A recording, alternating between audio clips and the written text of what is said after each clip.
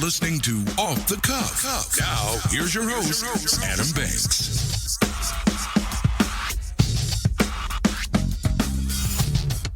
Welcome, everybody, to Off the Cuff. I am Adam Banks, coming at you live from Lexington, Kentucky. Thank you for listening to the show, and thank you for tuning in to WLXU 93.9 FM. In addition to listening to us on the radio, you can check out our Facebook live stream at Off the Cuff with Adam Banks, or you can download the WLXU app on your smartphone device to listen anywhere in the entire country. As a matter of fact, it's not the WLXU app anymore. It's the Radio Lex app. I was going to say, you've yelled at me multiple times over that. I know.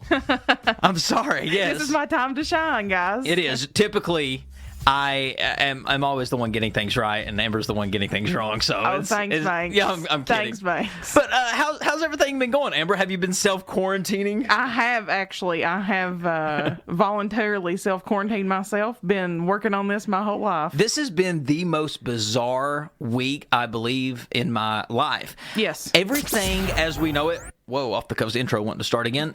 Everything as we know it has stopped. Life as we know it has typically it's just changed. We've come to a screeching halt right now. Everything. The economy has changed. People have been laid off from their jobs. Small businesses are shutting down right now, which in return could cause them to go out of business. Well, I think we've definitely got, especially here in town, we've got a lot of people who are trying to utilize, curbside pickup, things like that, delivery. A lot of places are offering free delivery. So our small town people are really trying to keep it together here in Lexington. I am glad to see that they are doing takeout. They are doing delivery. Oh, yeah. And it's some of the good places. It is. I'm glad to see that they're doing that because... Could you imagine if the restaurant shut down completely? No. I'm talking no takeout, no delivery. I would be in trouble. I rely on takeout. I rely on delivery. If that shut down, I would starve to death. Well, I wouldn't let you starve to death, but you'd be eating a lot of ham sandwiches. Yeah. Yeah. I went grocery shopping too, and the grocery stores are about as bad as what you could imagine. Yeah. There are aisles that are completely empty. The toilet paper aisle still. Yeah. I still don't understand it. It really just makes me mad at this point that I cannot get a hold of a roll of toilet paper. Walmart opens at 6 a.m., right? And they're apparently restocking the shelves every night.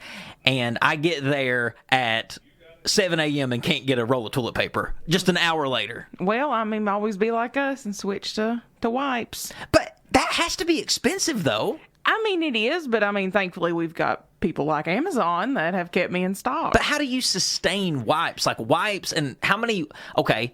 When you wipe with it's like a baby wipe, isn't it? Yeah, it's a baby. It is not a baby wipe, but it is like a baby wipe. It's like a baby wipe. Yeah. So how many does it take to get clean? It's cordon. Okay, I'm just talking your average dump. I don't know the best way to... One or two. Yeah. One gets one, two gets two or three. Okay. Yeah. So if you're using 3 wipes per dump, do we have to keep saying dump? And you're doing it two or 3 times a day, which a healthy person should be. Yeah. You're using about 9 or 10 wipes every day per person. That's fine. There's usually 60 wipes or so in a package. There's usually 10, 15 packages in a box. And I may or may not have 3 or 4 boxes. And I've bought some stragglers along the way, too. Well, Amber, I'm very excited about today's episode. We have Dr. Jason Marion on the show today. We have an interview that I'm going to play for our audience. This interview was conducted on Sunday, March the 15th, and I am really excited to play this interview because I think a lot of people are searching for a professional's outlook or a professional's opinion on the coronavirus. Yeah. And not really just a professional's opinion, but a professional's knowledge on the virus. Exactly. Because you hear a lot of people misinforming a lot of people, and I'm talking about symptoms. They might be misinforming people about how the virus is spread, but Dr. Marion, who we have on the show today, is really going to break it down, and I'm really excited to play the interview. So like I said, we're going to go ahead and start the interview, which was conducted on March the 15th at 2 o'clock. So if there's been any development since then, just know that this was about 4 days ago. So without any further ado, this is Dr. Jason Marion, a college professor at Eastern Kentucky University. He's actually one of Amber's students. Or he's one of Amber's professors. He is. Yeah, he's a professor of environmental health. Yes, he is my risk assessment and epidemiology professor. Yeah, and this man is something else. Brilliant guy, and he has got a resume that I would say it trickles down like Santa Claus's Christmas list every year. It's like you unroll it and it just starts rolling. He's a very interesting guy. So without any further ado, this is Dr. Jason Marion, a professor at EKU, talking about the coronavirus. Enjoy. All right, Dr. Marion, thank you so much for taking time out of your busy schedule to joining me on Off the Cuff. Thank you so much. Yeah. Really appreciate it. So I know saying that you're busy is probably an understatement right now with everything going on with the coronavirus. So my first question to you, a lot of the listeners are probably wanting to hear expert opinion instead of Amber and I coming into the studio shooting off our opinion on what the coronavirus is. So my first question is, explain to the audience, what is the coronavirus?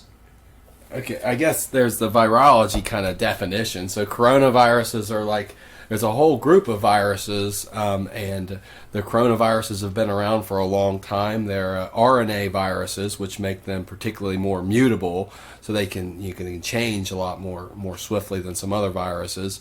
But they are enveloped, which does give us the opportunity to use things like soaps and things like that to get them off of us, or use alcohol sanitizers and make them more easily able to be killed. So, but there are a whole bunch of coronaviruses.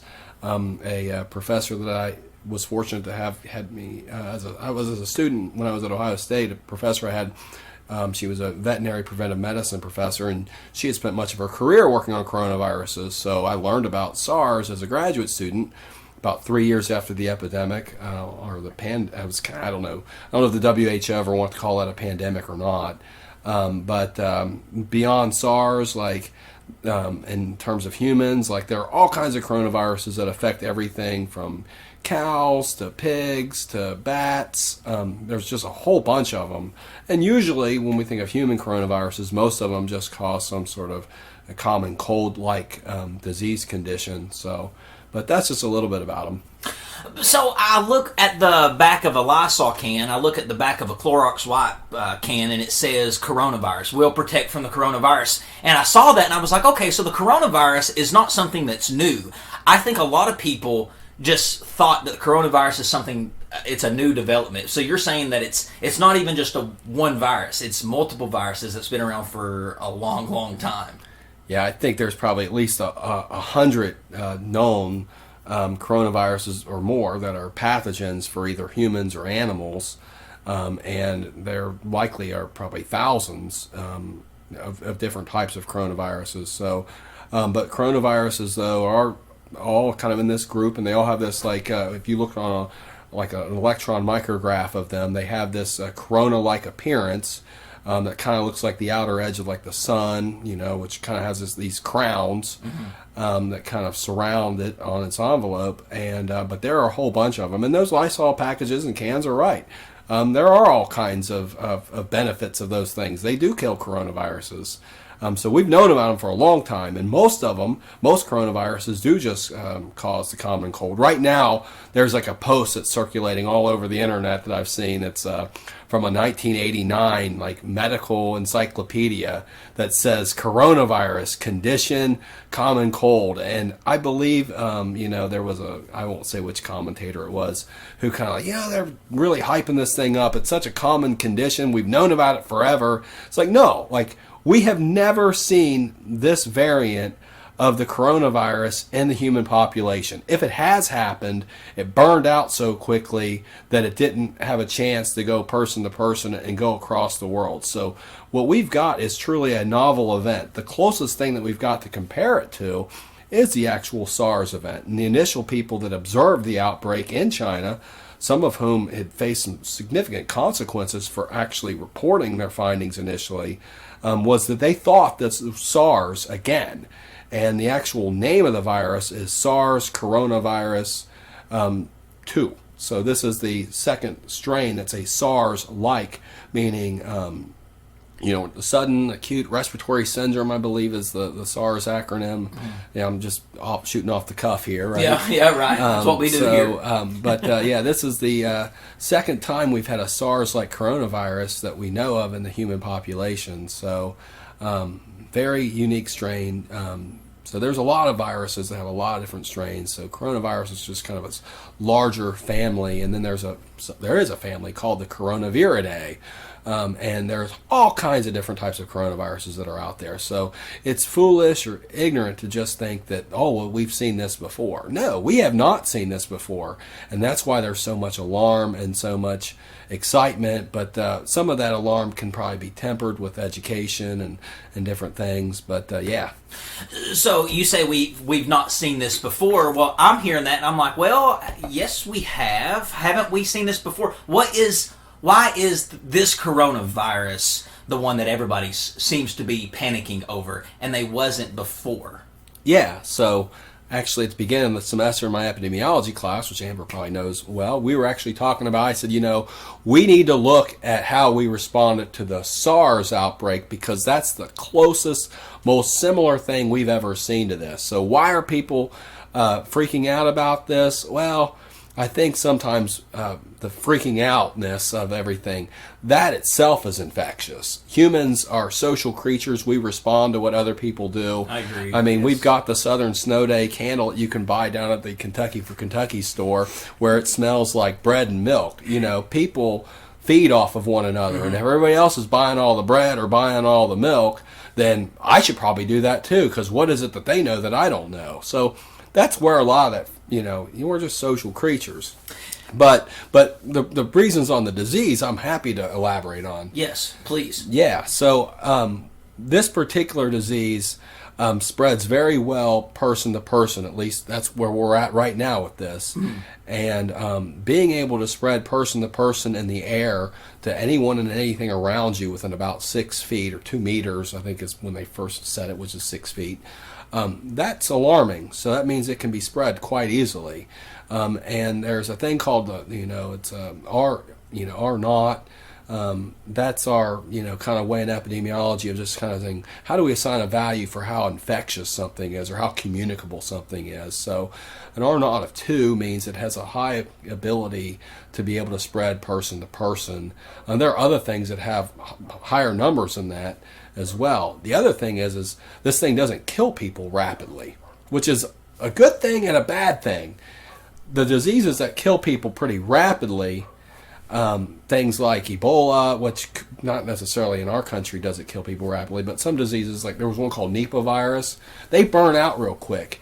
When diseases don't kill people rapidly and they can kind of exist in a subclinical way in people like this one, then you can have a lot of really healthy carriers that go around causing disease for a lot of other people.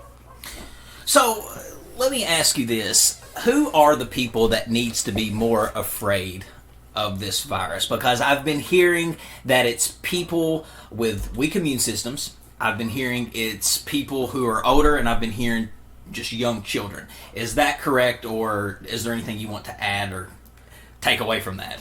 I don't think we fully understand all of the risk factors for if the outcome you're looking for is mortality or needing to have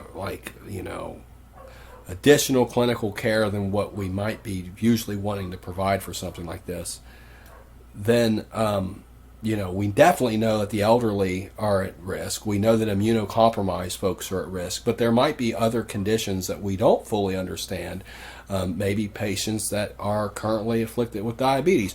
Or how about other people that need into the hospital for something else? So we know that there are only about 100,000 or 100,000 ventilators in the United States. Right now, 100,000. Okay. Our medical system was built to be very efficient. We have very little room for, quote, waste. Well, in a crisis like this, those things that might have been wasted space and wasted equipment going unused would be really helpful right now. So those persons that would need ventilators to get through with this. So my father, he's north of 80 years of age, has a few other conditions and has COPD. People that already have, lower, blood oxygen levels, possibly from some previous, whether it be a long-term history of smoking or occupational related diseases. If you've got a low blood oxygen already, this could be an extra double whammy. All the folks that that would be affected by you wouldn't want to get some type of pneumonia. So the secondary infections associated with this virus are also particularly concerning. So it may not be even with the common or even with the flu. Sometimes it's not just the flu that's the problem. There are these other agents that come in as secondary infections when your body's already kind of been knocked down that can really put that extra double whammy on you. So. But I definitely believe that the elderly and those with existing respiratory conditions are going to be particularly at risk. And but we've seen in some there's a lot that we're still learning. So China's population might be a little different than ours. Flying, do you think it's a good idea to fly right now? I'll go to the Centers for Disease Control and Prevention's recommendations on that. So if you're one of these high-risk groups that we just talked about, probably shouldn't be flying, shouldn't be taking a cruise, and should do your best to practice good social distancing, and then maybe even work with family members and others to get the necessary services and things you need at home brought to you. And if a person who's doing that is got any symptoms, they probably shouldn't be the person doing that, or they need to take strong extra precautions to make sure that we're not infecting our most at-risk folks. And we think about our grandpas and our grandmas and our parents. They're people, and we should do our best to protect them. And that's even saying don't go around them even around this time period, because we talk about precautions. Yeah. Staying away from people. We obviously are trying to do that across this country. We've been canceling things like crazy, making things online, and we'll get to that in just a second. But these precautions that people are taking, staying away from people, washing your hands, using hand sanitizer, is there any other precautions that you would recommend us take besides those things? Well, the question about whether or not there's enough surgical masks to go around. So that's something that I've seen some varying opinions on, and Amber knows that from my class at the beginning of the semester, I said, a lot of these people wearing these masks in China, I said the media, they're going to start showing pictures of people on subways with all these masks, because that's exactly what they did during the SARS outbreak. But there's actually some benefits to people wearing those surgical masks when they're around those folks, because you may be shedding the virus and not even know it.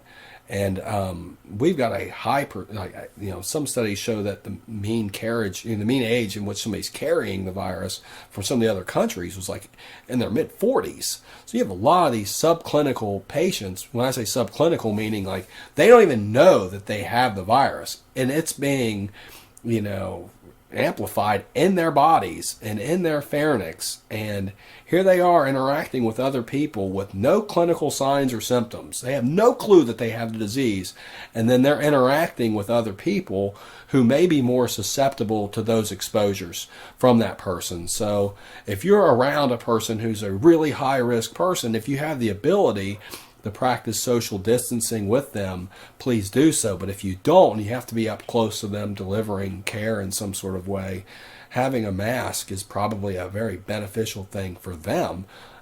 Not so much, if you're a healthy person, you may not need it as much. But I don't know what our current situation is right now on the amount of available surgical masks. So I think a lot of people don't realize that one of the major reasons for why Dr. Fauci and the Centers for Disease Control and Dr. Fauci at the NIH, why they made such strong recommendations was because we realized that our ability to have sufficient medical resources in place to handle this, we just weren't ready for it. Our system is built with so little inefficient, what would be called inefficiency in a time like this. It's like, we need those masks, and we can't get them. And where do we get them from? Where are our global supply chains for masks and a lot of medications? And some of our antibiotics for some of the things that would be downstream of a virus. There could be some other infections or things that people might need that would be coming into the hospital for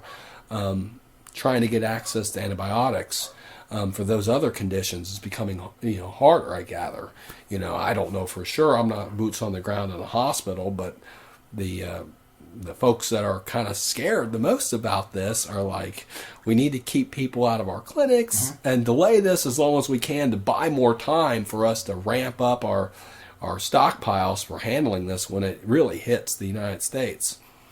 I am wondering sometimes what our clinics, what our hospitals might look like in a couple weeks, because I do think that before it can get better, things are going to get worse. So I don't think that we've seen the worst yet with this coronavirus spread.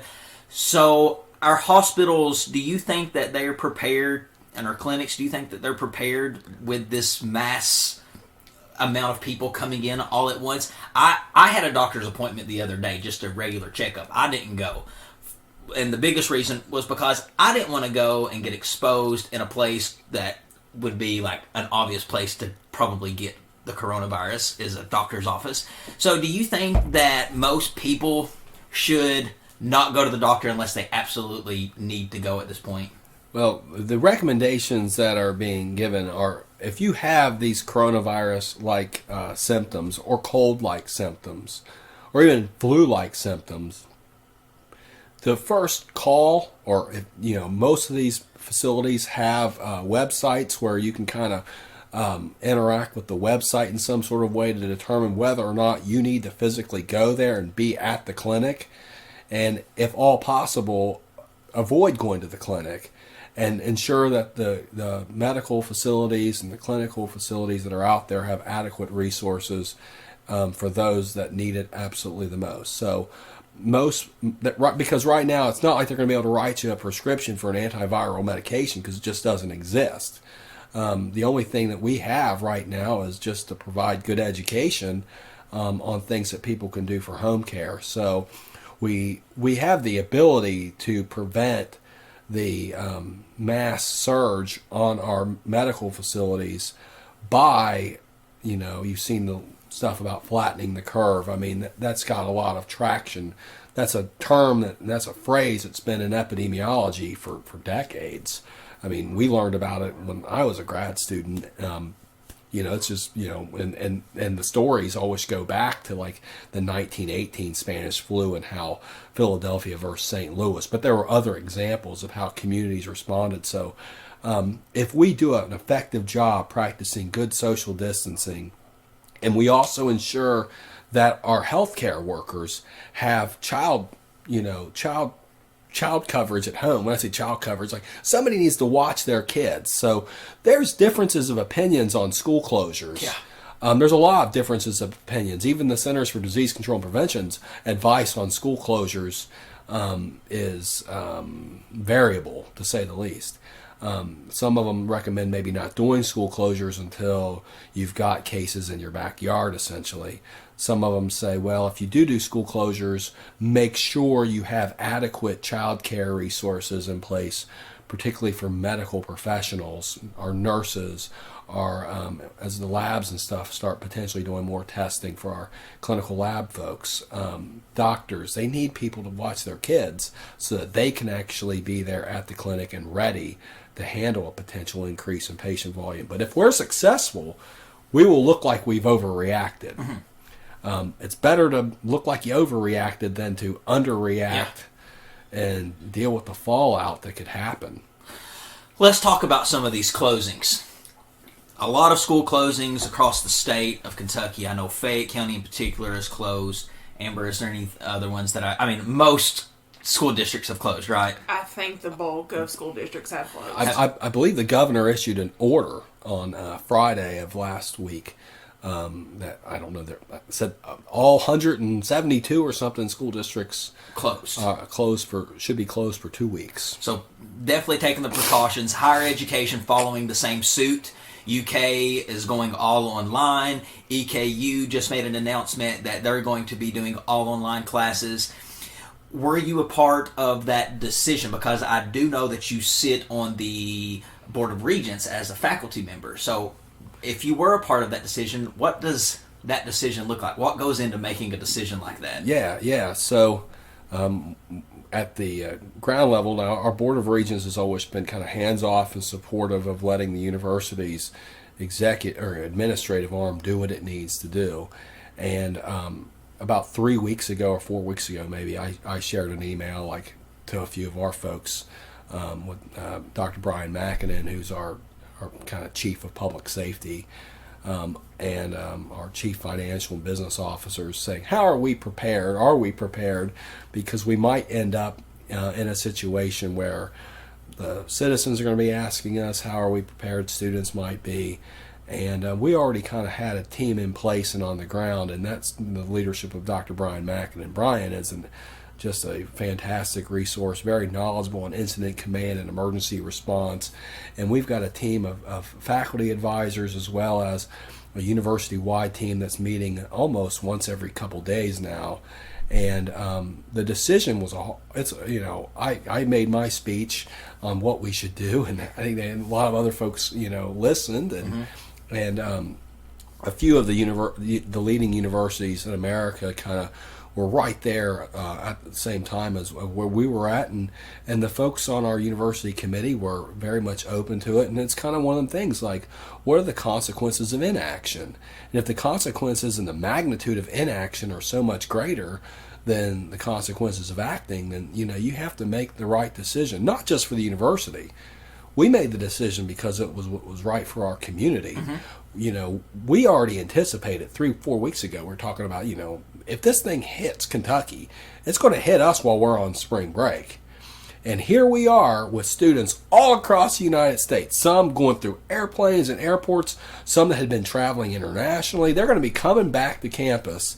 And although most of our students are all right, we've got faculty that they'd be interacting with that are potentially immunocompromised, and then we've got the potential that they're going to be interacting with folks in the Richmond, Madison County community. Oh, yeah. And the ability for our students to potentially be blamed or held responsible or whatever might happen through stigmatization of creating the first cases in Madison County. We wouldn't want that either.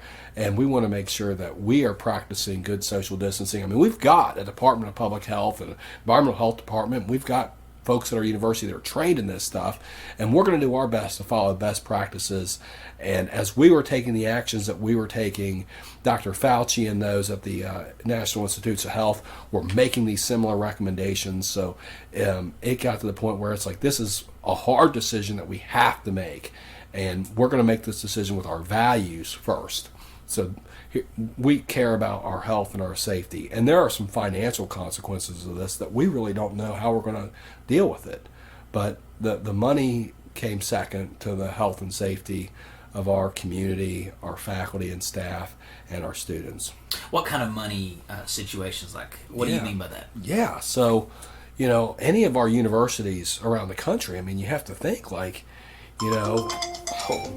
and is that a Game Boy cell phone case? It is. I love that, by the way. It actually works. I saw that sitting on your lap, and I said, I don't know if that's his cell phone or if that's an actual Game Boy. So yeah, it actually works too. So I can show you that here in a bit. Yeah, I mean, in color and everything. I saw that. Yeah. But the financial consequences. So our universities operate, with very tight margins. Public support, is not what it once was. There's a lot of other competing state priorities financially for where our limited tax dollars go. So the cost of education is largely paid for by the students through tuition and fees and auxiliaries. And we have obligations to food service providers on contracts that we will buy X amount of food. We went into those agreements so that we could get the food prices at the rates that we were going to get them at. We've got folks in the community that are staying off campus. There's impacts on whether or not they'll be in there, get paying rent to the university. We have to pay for buildings. We have to pay for the rec center. We have obligations and bonds that are based upon an assumption that a lot of people are going to be using those things. And if they're not, what are the, these are just, and this isn't unique to EKU. All the universities, how do you pay the bills? And there are all kinds of other challenges that other entities and enterprises in America face business-wise. I mean, you worry about the theater industry, the people that do plays, the artists, the musicians, the performers being told, well, we're not going to need you to play tonight. Servers who don't get as many tips because less people are going to eat.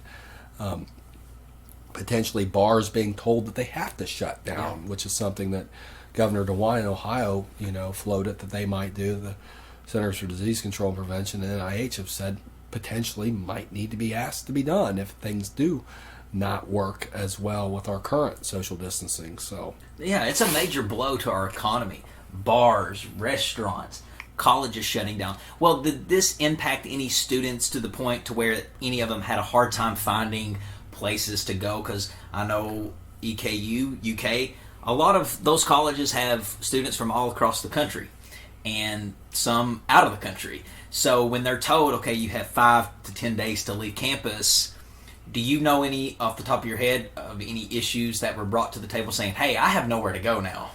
Yeah, so I don't know of any of those examples on a personal level, but I'm aware of the infrastructure and the plan that we have in place. So, and if your listeners are at other universities and colleges, I haven't seen one that said, we're going to put you out on the street.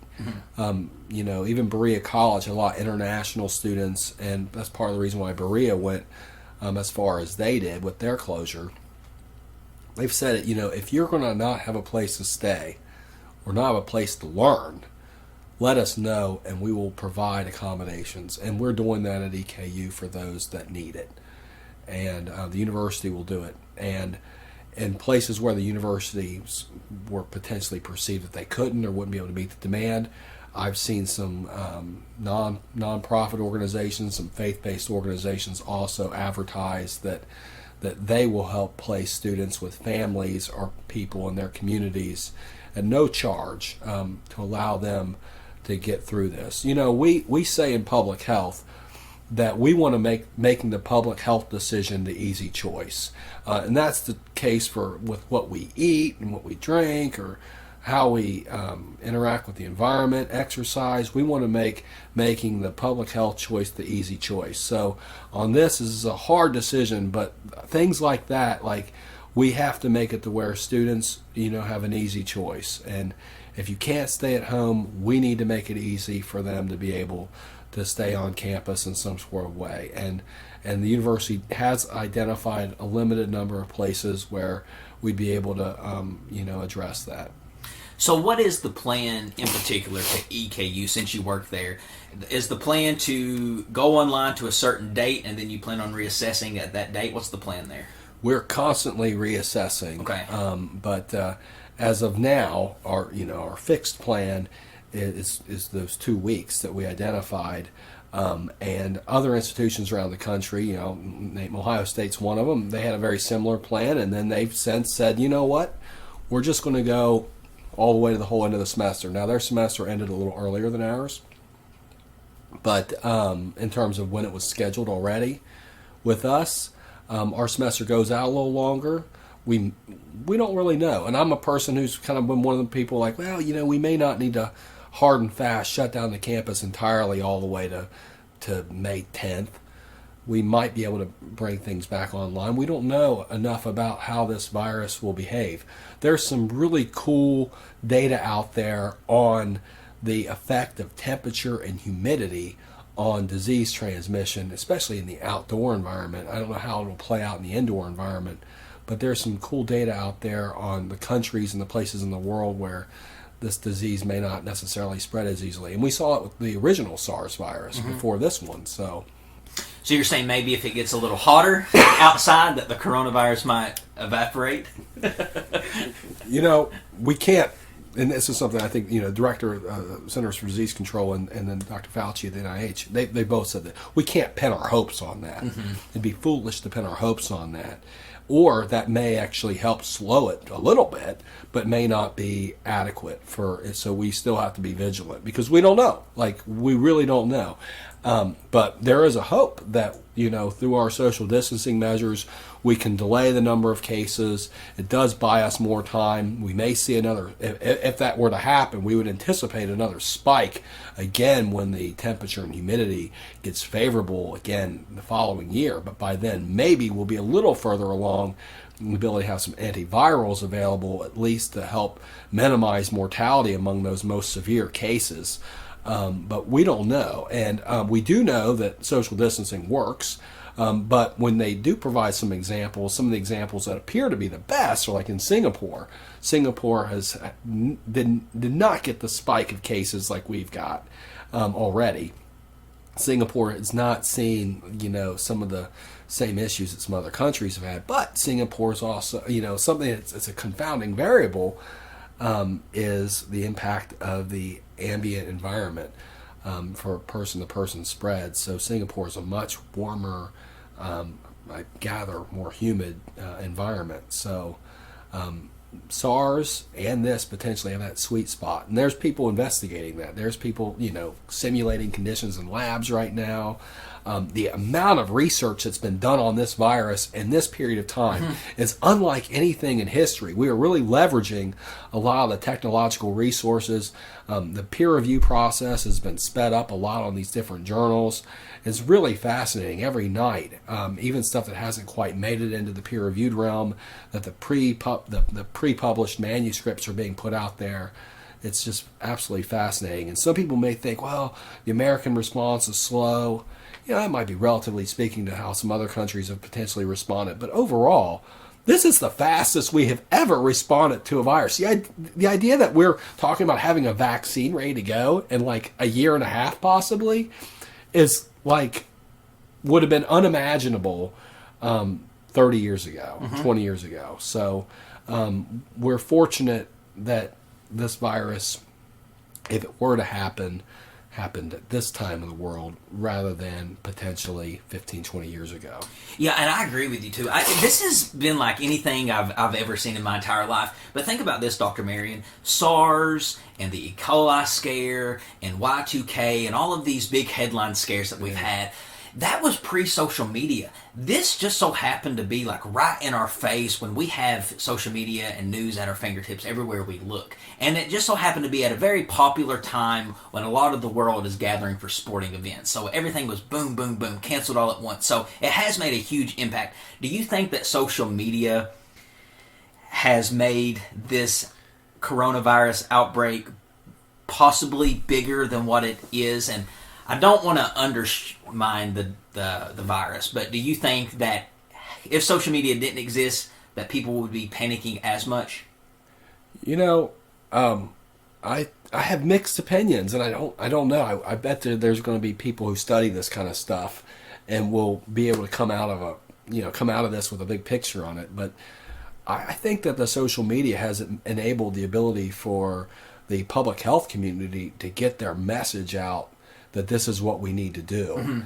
And there's a real debate right now happening on whether or not we're going to value science-based decision-making and data-based decision-making, or whether or not we're going to value anecdotal stories and memes. And although those anecdotal stories and memes are still out there, it appears that the public health message and the science message and the data-driven messages are at least winning out right now. And if this ends up being a very foolish endeavor, it's going to be a real horrible thing for science. But I, as a scientist, and based off of what it appears, it seems like what we're doing is working, and we'll know better here in a few months. But I think that social media has actually made it easier for us to be able to get our message out. And with social media also, the peer-reviewed journals have also became more quick and able. So we're kind of in this internet age where if we didn't have it, I don't know how effective it would have been. I mean, the public health message would have came off much more stern. Absolutely. We have police cars driving around telling people, please, go inside, or the bottom of the TV like snow days with all the school cancellations. Trying to communicate this public message on top of that, it would have been a lot harder. So I think social media has actually enabled this to be more effectively dealt with. I think it's a great question. I think, there's probably a research question right there people are probably studying. Well, it makes me think of the AIDS scare back in the 80s. Yeah. Remember that, when people didn't know how it was transmitted? Oh, I can get it by shaking hands with somebody. Yes, I can get it from a toilet seat. If we had social media back in the 80s, we could put those rumors to rest pretty quickly. Yeah. We could put those facts and those stats and that data out there pretty quickly, but we didn't have it at our fingertips. We had to wait for it to be published. Yeah. And I think that there's a lot to be said on that. Dr. Fauci at the NIH, one of the things he said was this disease and the way it's kind of evolving, the closest thing he could compare it to was the early stages of the HIV/AIDS epidemic. And that has been definitely in his mind and the minds of a lot of the other people he's around. I don't know if they took Dr. Kerwin, who's the current Dean of Public Health at Emory, if they've enlisted him in some other way in this. But him and Dr. Fauci had some very interesting things that they said during the HIV epidemic. And, there's so many lessons to be learned. But if social media was around during the HIV epidemic, I do worry about stigmatization. Stigma was really bad. They also said that was probably or possibly the most politicized disease that they had ever seen or heard of in human history. Uh-huh. And there were some really horrible things that were said about both the gay community, the Haitian community in the United States, towards Africans. That's when Magic Johnson got it. Everybody was like, what? He kind of humanized the disease. Yeah, Magic Johnson was the person who maybe humanized it much for us. And then for older people, it was a famous actor named Rock Hudson. Yeah. So we're seeing some of this happen now. Like Tom Hanks has it. Or people that... in the NBA, all these athletes, yeah. People that President Trump had been around have it. So there are people that, like, when you start finding out some of these key figures have the disease, it does start to say, okay, it's here. Because during the HIV/AIDS crisis, one of the things that they knew about were the subclinical infections. And and this is where we're at. A lot of people are saying, why on earth are they doing all this social distancing? Well, during the HIV epidemic, they were talking about, let's stop letting certain populations donate blood to the blood supply till we figure this out. Let's shut the bathhouses down in San Francisco. And those things were not popular. And those things weren't things that the people at the Centers for Disease Control and Prevention wanted to recommend. Mm-hmm. But they were things that they knew had to be recommended. Because they knew that there was this thing called the iceberg. And there's this giant iceberg where we see things floating in the ocean, right? We see the tip of the iceberg. But we have no clue how big the iceberg is that's under the water. And we're in that situation right now with this disease. And so the people that are giving the advice on this, they saw that. Dr. Fauci's first job at the NIH, he came in like 1983, right in the middle of this, as a newly minted immunologist. And he come into the NIH as an expert then, and he saw this. And he says, I think in the frontline video that I showed my epidemiology class at the beginning of every semester, when we first saw the first cases of HIV, 250,000 Americans were already infected. Half or more of the hemophiliac community was already infected with 100% lethal virus. So the good thing for coronavirus is that, it's not going to kill everyone that it infects. But the fact that they saw such a huge amount of people that they knew probably were carrying it, but we had no way of testing it, challenging, and finding out. And that's where there's a lot of concern about this particular disease. So with social media and HIV, back then, man, they were like, putting bumper stickers on cars, and the World Health Organization was quick to say, don't call this the Wuhan coronavirus, call it, coronavirus, because we don't want to stigmatize the Southeast Asian China population, because if people just think it only affects the Chinese, then until it's in their backyard, they're not going to believe it affects them. That's a China problem. That's not a global problem. And in the HIV epidemic, they said until people are literally dying on the streets, no one will believe this is in their community. And I think there's some truth to that. Until somebody knows somebody that dies from this, they're thinking the government's overreacting. Real. Yeah, it's fake. But when you start seeing people vanish from your community, your grandpa, the baker, the guy who cuts your hair, if that starts happening, it hits home. People are going to be like, oh my, okay. Yeah, the government, as much as I hate them, they may have made the right call on this one. And, you wouldn't tell a community to just sit there and watch a hurricane on a radar come at them and tell them not to do anything about it. And we're at a point where there's a hurricane coming, and are we going to respond to it or not? And maybe the hurricane drifts one way or the other. Maybe the weather helps limit the number of cases eventually.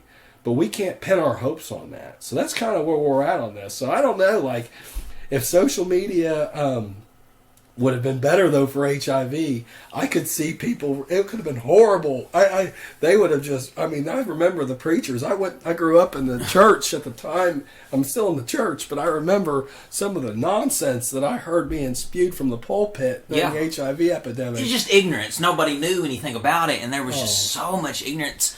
When you look back at it and you listen at some of the things people were saying about that virus, HIV, and the spread of it, and it was amazing. But yeah, social media in certain times, I think it could be good or bad either way. But Dr. Marion, I really appreciate you for taking the time out to do this interview. Unfortunately, we don't have enough time to continue. But happy to any time. It was amazing, and I think that the listeners are really going to hang on to the words that you were saying.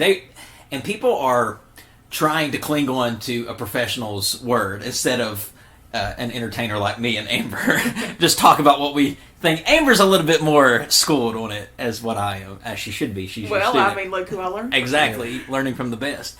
But again, I really want to thank you for taking out the time. And I think that if anyone wants to go to EKU and take Dr. Marion's class, you should probably do that. I 100% recommend it. Yeah, I've learned a lot. I might be sharing some of my classes online here real soon on YouTube. We'll see. Oh, really? Like a whole channel? Yeah, I already have one already for stats and such. So I might do some of this. So we'll see. Just let me know before, so I don't say something. No, I'm not going to put my. No. It'd be video based because we're on videos maybe for the rest of the semester. We'll see. So, if anyone wants to learn about your work or maybe any publishings that you've done, where can they find that information at? They can Google me, Google Jason Marion, but I'm a big fan of Google Scholar, scholar.google.com.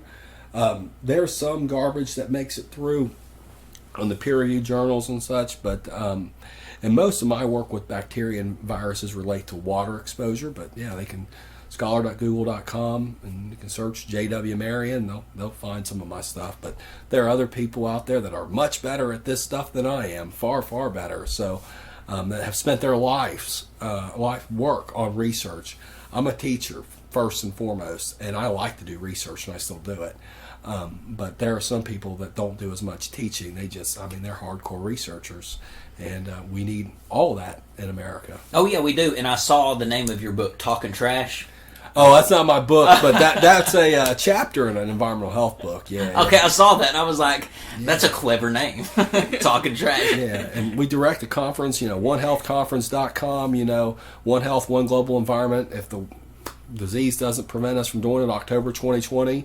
In 2017, we were studying this stuff, or presenting stuff on this, like the interaction between humans, animals, livestock, and the environment we live in. And this Wuhan condition that started this can happen in a lot of other places around the world. And this is something that people in the One Health community have been talking about. So the backstory on how this disease started, or at least how we think it started, is so similar to SARS. Replace civets with pangolins, and the bats being the reservoirs, pangolins being the amplifiers of the disease. is a fascinating story that can unfold again in this world with coronaviruses and a whole host of other zoonotic pathogens. Absolutely. Well, Dr. Marion, thank you for being here. Yeah. This has been Dr. Marion on Off the Cuff. We'll be right back after these words. Stick with us. All right, ladies and gentlemen, there we go. How about it, Amber? I think it sounds good. We learned a lot. J.W. Marion. I wonder what the W stands for. I think it's Wayne. Is it? It's Wayne. James? No. No, Jason. Jason. Wayne Marion. Very good interview. I was very impressed with his knowledge, and he knew what he was talking about. I hope you guys enjoyed it. I know it's a little different from what you're used to listening to here on Off the Cuff, but we wanted to bring in a medical expert to speak on the coronavirus because, let's be honest, that's what everybody's talking about right now. Oh, yeah. Next week, the March Madness crew, who you didn't get to hear do the March Madness series because of the coronavirus, canceling March Madness. The March Madness crew, Chad Rainwater, Jordan Canasser, and Zach Hahn will be in studio doing an episode with me, and they are going to be talking about the effect that the coronavirus has had on the economy and the world of sports, and just going to, they've never been on the radio. They've only got to do Off the Cuff when it was a podcast, so they're going to be making their radio debut, and I'm excited to bring them on and introducing them to the radio family. But ladies and gentlemen, as always, thank you for tuning in to another episode of Off the Cuff. I'm Adam Banks. That is Amber Turner. And this is Off the Cuff. We'll see you next Thursday from 4 to 5. We'll catch you down the road.